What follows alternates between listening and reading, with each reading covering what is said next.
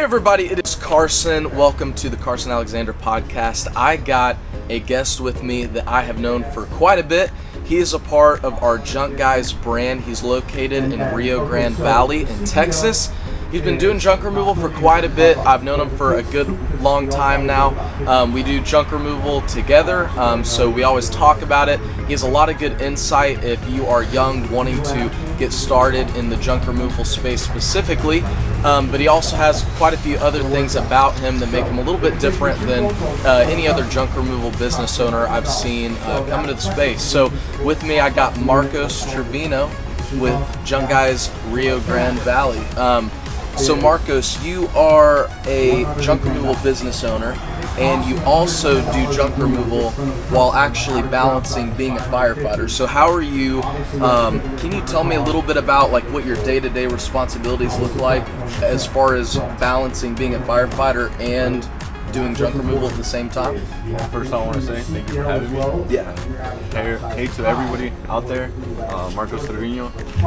So balancing both, I would say I kind of got into a good schedule, you know. So for the fire department, I alternate days of working, and then I also have 4-day breaks. So I have plenty of time off where I can, do junk removal. And so I do junk removal with me, my dad, and my mom. So that's the team for JunkGuys RioGrandeValley.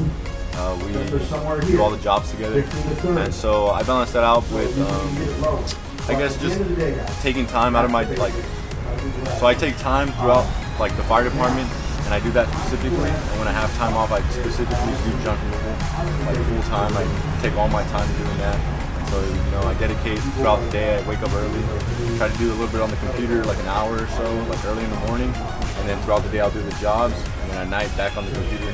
So I try to dedicate most of the time I can when I have off. So what does a typical day look like? Because being a firefighter, I don't really know how. Like you said, it's basically like you're on 3 days. So what does it look like as far as from a, from your perspective? Are you, how often are you at the station? How much time are you able to dedicate towards your business? And because you were telling me that it kind of put you in a position to where you needed to figure out, hey, what can I do and things like that. So what is it like being in that firefighter career, and why would it be a good idea for someone that may be in a firefighter position to look at junk removal as a potential either supplemental income or even go full time? So for us, we have 24-hour shifts, right? So that sounds like a lot, working a whole day, but throughout the month, it equals 10 days out of the month. So I have those other 20 days off. And so supplemental, I would say, as a junk removal company, you can use your truck and trailer to start off. It's an easy startup, a truck and a trailer, utility trailer, dump trailer, whatever you might want for yourself. And so that gives you a lot of time to do jobs. You can do jobs quickly, 2 hours. So those days off, you can use that as supplemental, either a side hustle, like a supplemental income, or you can use that as a full time once you feel that you're making enough to leave that other job. But for me, I see it as I have so many days off that I can use it for beneficial. I can do it. So instead of sitting at home, you're saying, hey, I'd rather go make some money. Else, yeah. So how much, as far as firefighting, what is the and I know that you've partnered with your dad and family, so income-wise it's a little bit different. But you were telling me that your plans overall is to be able to take over the business entirely. One of your personal goals is to retire your parents and kind of give back to them for everything that they've done in your life. So with all that being said, what is the income like for a firefighter? And if you were to take over the business entirely, what is the amount that you foresee making in the next 1 to 2 years in junk removal if you were to start taking over the business today? So as a firefighter, I make around $47,000 a year in the Rio Grande Valley. Mm-hmm. So the income over there, it's the cost of living is lower than most metro areas. Yeah. So we have one of the lowest cost of living around the nation. That's and you said it was about around 600 to 800,000 people in your service area. So for us, our main city is McAllen. And so we have many surrounding cities like Edinburgh, Mission, and we go all the way to South Padre Island. And so that's an hour and a half from McAllen, right? So we supplement all the cities in between. And So yeah, it'll be like about like 600 to 800,000 people in total. Okay. And so my goals, maybe, hopefully, right, in the next coming years, is to retire my parents. That's a big goal I have in mind, because they've been doing this for a while and they're already getting, a little older. So I feel like they deserve that time off for the rest, And so the number, I haven't really had a specific number in mind. It's just somewhere where I know where I could pay all the, all the utilities and everything that we have to pay for monthly.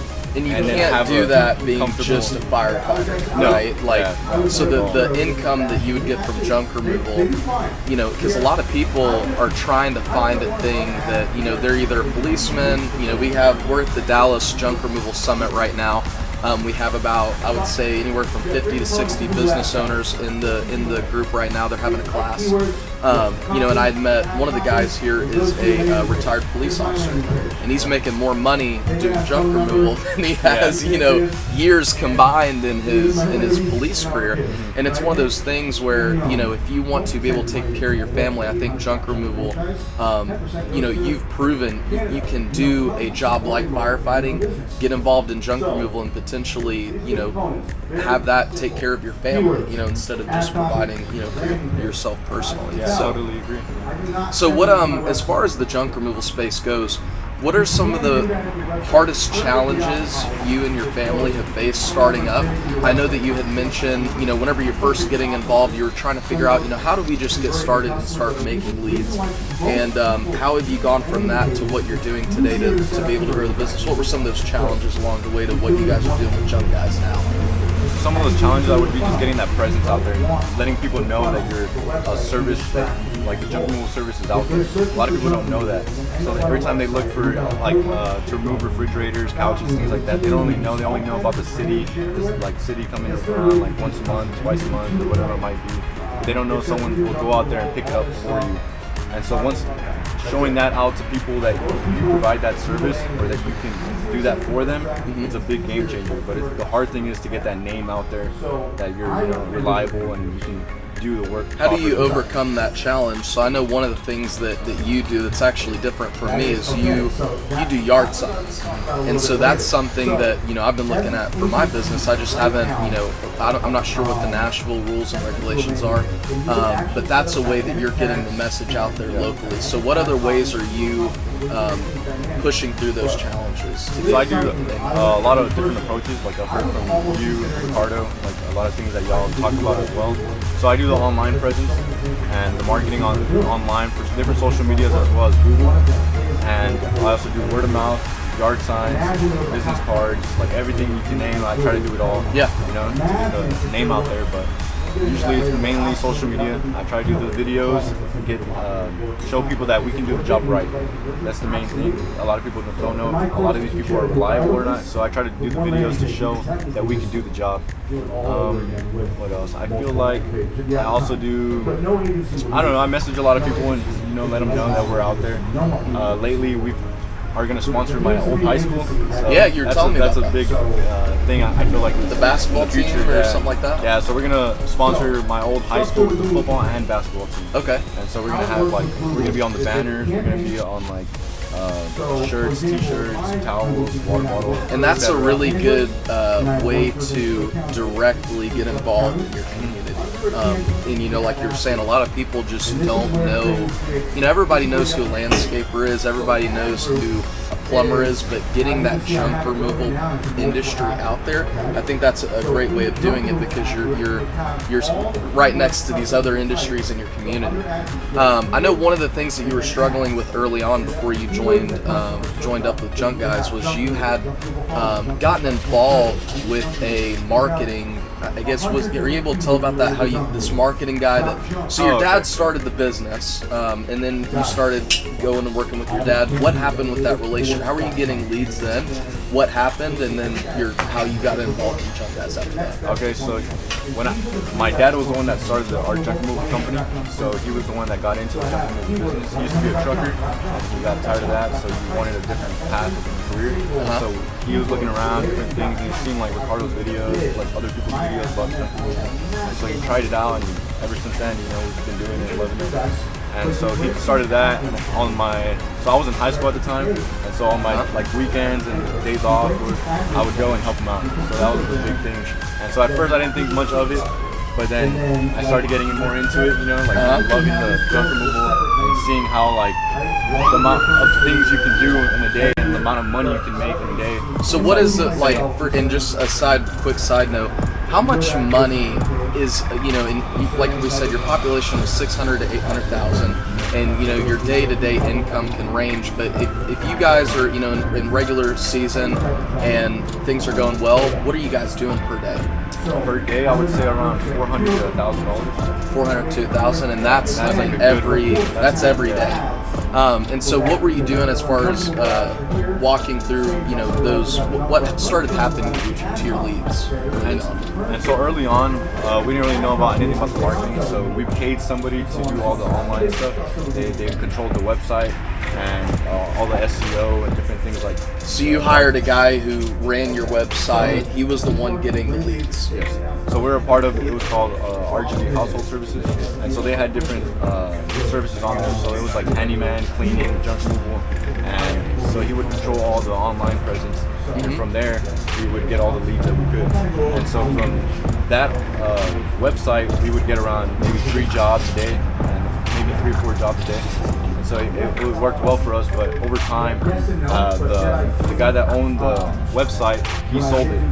And so that kind of just left us in the dead space of what do we do now, And it just happened all of a sudden. So your whole business at this point just got cut. Yeah, that's crazy. And so we kind of got left in the dead space where like, what do we do? We didn't really know much about the marketing ourselves because we always paid somebody. Right. And so I think that's something that a lot of people need to know is if you pay someone to do something, I feel like you need to learn as you're paying them to do it. Like have them teach you what they're doing, how they're doing it, and so you can do it yourself once you don't need them anymore. You know what I mean? Like so you won't have to pay them full time and waste that money as an expense. Yeah. You can use that as something else for your business.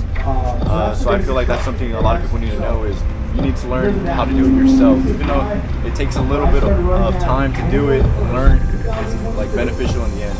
And so for us, we started talking with Ricardo and seeing how he does the online presence and the marketing, and that's something that's helped us throughout this couple months. Starting with JunkGuys. Nice, man. Well, I guess we'll go ahead and wrap it up here. I know we got this event going on, so there's a lot we got to catch up to with this event. How can people find more information about you? What are some of the, maybe your website, social media? Where people so our website is JunkGuys, RioGrandeValley.com. You can find us on pretty much anything right about now is Facebook, Instagram, YouTube, Twitter, LinkedIn, etc.